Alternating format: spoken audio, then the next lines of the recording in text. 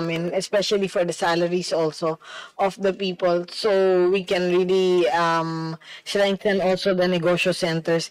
And for Santa Rosa, I've actually been suggesting your location to the different foreign investors, especially that industrialization po ang nakikita namin talagang thrust ng city. Kasi some they want it closer, they want it south, they want it north. So we suggest locations that are really pro-industrializations para yung permit po mas mabilis. Yes. So thank you po. Thank you, Representative Roy Gonzalez. Next in line, Vice Chair Cha Fernandez. Good noon, Mr. Chair, distinguished colleagues, and Madam Secretary. How are you? And our DTI family. Gusto ko rin sa Calamba kung Roy sana. So, pinag-aagawan po namin yung reason for a office. Anyway, we've heard about the DTI's programs, diba po, especially to strengthen our MSMEs and export sector, and we laud you on that. And now I would like to highlight are two high-value crops that are full of potential and are really part of our Filipino identity, and that's ube and calamansi. And these are the products that are already earning recognition, and not just recognition, they're gaining admiration globally. So I hope they're given the support they deserve. And my queries are simple and just come from these farmers. These are the direct concerns of the farmers and the small entrepreneurs. First, in the case of ube, especially those that are being nurtured and cared for by our ITAF farmers. And by the way, I know that this is a multi-agency, should be a multi-agency approach. Hindi lang naman po kayo dito, but I just like to pick your brain on this. So does the DTI have sufficient funding or programs to ensure that we are not just relying on big processors, but are also directly supporting indigenous and smallholder farmers who are the true stewards of these varieties, and we have a lot of varieties of ube, because I hope they're given priority. Second, regarding calamansi, baka po kasi isang sagot lang naman. A fruit that almost every Filipino has memories of, diba? All of us, and especially with the sausawan. But according to experts, it's kind of being left behind, so quote-unquote, compared to other citrus fruits in ASEAN neighbors. So does the DTI have a clear budget or program for calamansi processing and value adding and export-ready products? And because I found out that in Vietnam, they're already selling these products. Para hindi lang tayo malimitahan to selling to only fresh fruit, would just only last maybe a week. Third, on the aspect of market access and branding, both ube and calamansi have strong cultural branding. So how is the DTI helping local cooperatives and SMEs gain access to branding, marketing, and trade fairs so that these products can be showcased, of course, not just locally, but also on the international stage? And finally, how does the DTA ensure that the support for ube and calamansi is not just concentrated in major cities, but also truly felt in the provinces, and especially exactly where our farmers are actually planting and processing these crops? Because we can sense and we can see, and I'm sure there is data, there is a global demand for them, and I hope that the profit and benefits may be also felt by them. And here in our own country, if you can see in social media, kitang-kita na po yung pagkagusto ng ube ng mga foreigners, especially in New York, in Australia, etc. So I raise this concern because, of course, this isn't just about the promotion of business, but most importantly, the upliftment of our livelihood, of our farmers and communities, which is really the foundation of our trade and agriculture. Thank you, Madam Secretary. Thank you, Mr. Chair. Thank you, Honorable Congresswoman. Yes, actually, ube and calamansi are really, for me, ace products now, no, that we really need to market both locally and globally. Actually, ube through the farmers is really it's really part of DA. And then for DTI, once it's finished products, then we can really find market for these products. You can either go directly to me. I'll give you my card. So all the companies that sell the ube and that are ready to be sold locally, I have access to SM and all the big retailers that will buy these products. But I also encourage them to avail of the free booths in the DTI trade show, both in your province and also in NCR, because these trade shows have been very successful, as we've had a lot of export through the trade shows, and locals we sell also to wholesalers locally, cafes, hotels, restaurants, etc. So you can all the trade shows are free. And we have so many people that go to the trade shows. We've already reached the 60,000 mark for 5 days only. And our sales have already gone to 90 million and to 113 million pesos.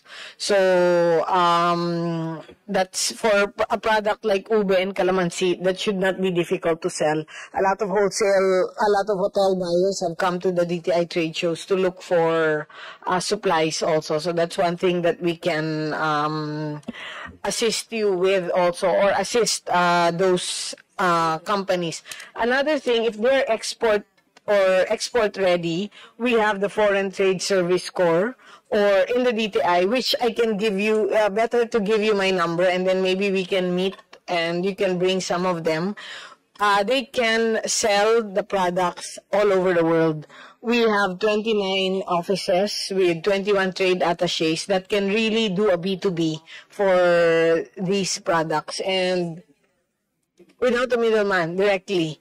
But there are some companies abroad, let's say, sige, sabihin natin sa Japan, Don Quixote has already spoken to me, and they want now products, SME products and Filipino products that will be sold in 782 stores worldwide.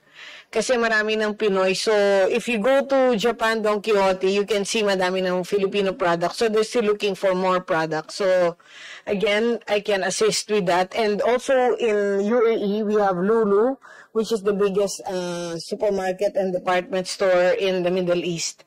So, they've been buying a lot of these products also. And I've been, madami na rin nabibenta doon sa mga locations na yon. So, both locally and globally, definitely the DTI has market access to this. And hindi siya mahirap ibenta, especially ube and calamansi, except that, of course, they have to meet the certain standard set if the global market. But for the local, then we can just match them to the different wholesale companies, and then they can also showcase in our MSME flagship store, which we are opening in the next 2 months, where we will encourage local wholesale buyers also. And then for we have rin pala the DTI B2B, the B2B marketplace, which they can put their products in there. So when may mga naghahanap ng Filipino products, they just type in, then their name will come out. Parang Alibaba ito. So the DTI has that program also on the digital platform for products na you can enter. So that for that one, you can check with the different negosyo centers and the regional offices. They can onboard that. And then, what else pa? The support for the packaging of the MSMEs. Packaging is really our biggest problem, to be honest. So we have the Design Center of the Philippines that can make designs for those products. We have some products, let's say like Oro chocolate. The chocolate, of course, is not as good as the chocolate, or just as par as the chocolate in France or in Japan or what, but yung packaging niya maganda. So either you can put in your province design, like a design center to make the packaging, kasi yun na lang yung problem natin eh. Actually, the taste, we already have it. It's just the packaging talaga. So, but we're doing a pilot in the DTI office for this packaging design center. So we're hoping that if it does well, we can also suggest this in the different provinces. But I think you may use the design center, but sometimes overloaded na rin sila. So you might be able to suggest a company that may want to do this for them. And then for access for financing, we have the SB Corp that they can go to sbcorp.gov.ph and they can loan from very low all the way to very high with a very low interest rate, and of course the payment terms are very flexible. Then the processing time, lalo na for konting loan from 5,000 to 5 million, 10 million, 5 to 7 days, no collateral needed. So we have a lot of programs for them. Thank you. Thank you, Madam Secretary. Mr. Chair, well, I'm satisfied with the response.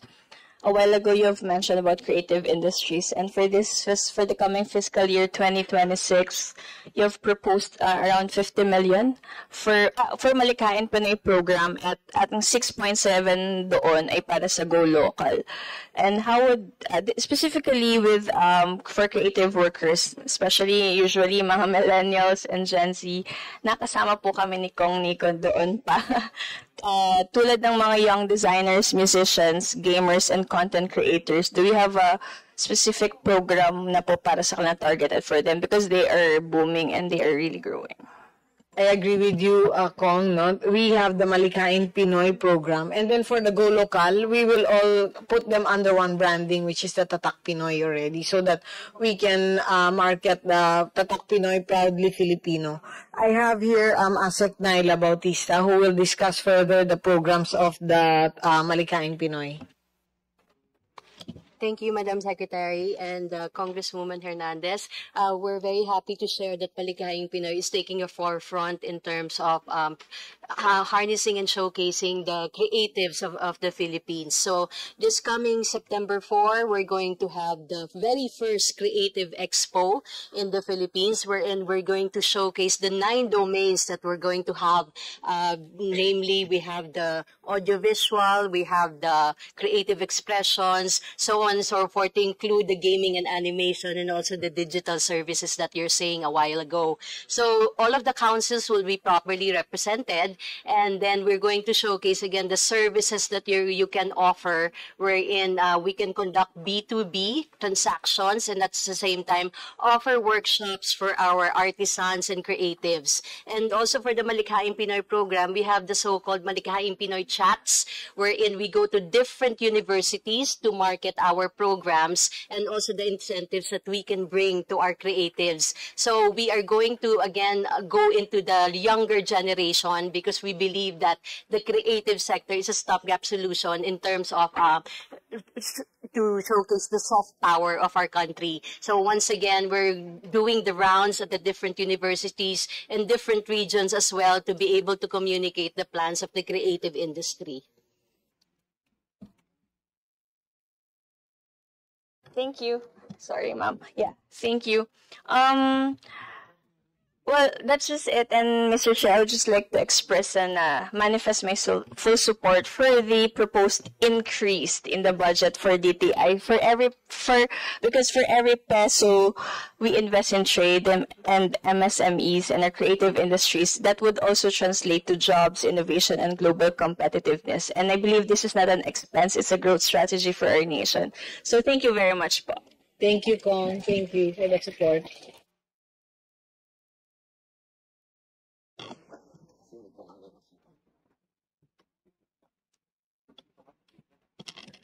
Thank you, Vice Chair Cha Hernandez.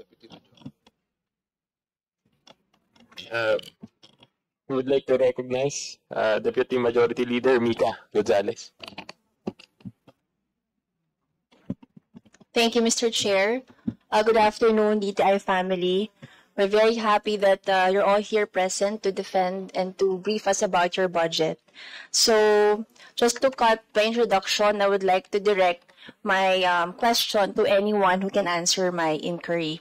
So, number one is, Mr. Chair, I wish to ask the DTI family, could you provide an overview of the DTI's entrepreneurship programs specifically made or programmed for the youth and the women? Okay, we have Undersecretary Bless Lantayona to actually discuss this further. Thank you very much, Madam Secretary. Thank you very much, Mr. Chair and Congresswoman Gonzalez, Mika.